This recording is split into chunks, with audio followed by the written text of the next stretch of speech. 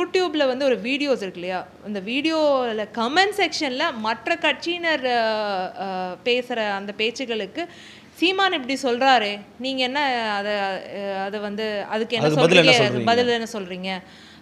இல்லை சீமான் அப்படி சொல்கிறாரேப்பா சரியாக இருக்குது, ஒரு குற்றம் நடக்கும்போதோ இல்லை ஒரு விஷயம் வந்து அண்ணன் சொல்கிறது ஏதோ ஒரு நிஜமாகும் போதோ, மண் சார்ந்த ஒரு பிரச்சனைகளோ மலை சார்ந்த ஒரு விஷயமோ, அது சுற்றுச்சூழல் சார்ந்த எது பேசினாலுமே ஆமாம் அவர் சொல்கிறது சரியாக தானே இருக்குது. இந்த மலையை பற்றி இவ்வளோ நேரம் பேசுகிறாரு, 1 மணி நேரம் மலையை பற்றி பேசுகிறாரு, இப்போ மலை அப்படின்னு சொல்லிட்டு இந்த இந்த அந்த ஆடு மாடல்கள் மாநாட்டில் வந்து பேசின ஒரு விஷயம் வந்து யூடியூப் கமெண்ட்ஸ் எல்லாம் பார்த்தா நமக்கு தெரியுது. இது வந்து மக்களை வந்து அவேர்னஸ் கொடுக்கறது மட்டும் இல்லை, எஜுகேட் பண்ணிகிட்ருக்காரு. ஒரு சிறந்த ஒரு ஆசானாக வந்து அண்ணன் செயல்பட்டு இருக்கிறதுனால எல்லாமே பேசுபொருள் ஆகுது. அவர் பேசுகிற எல்லாமே பேசுபொருள் ஆகுது. அது வந்து தவிர்க்க முடியாத ஒரு மிகப்பெரிய ஒரு பொலிட்டிக்கல் ஃபோர்ஸாக தான் வந்து தமிழ்நாடு வந்து அண்ணனை பார்க்குது.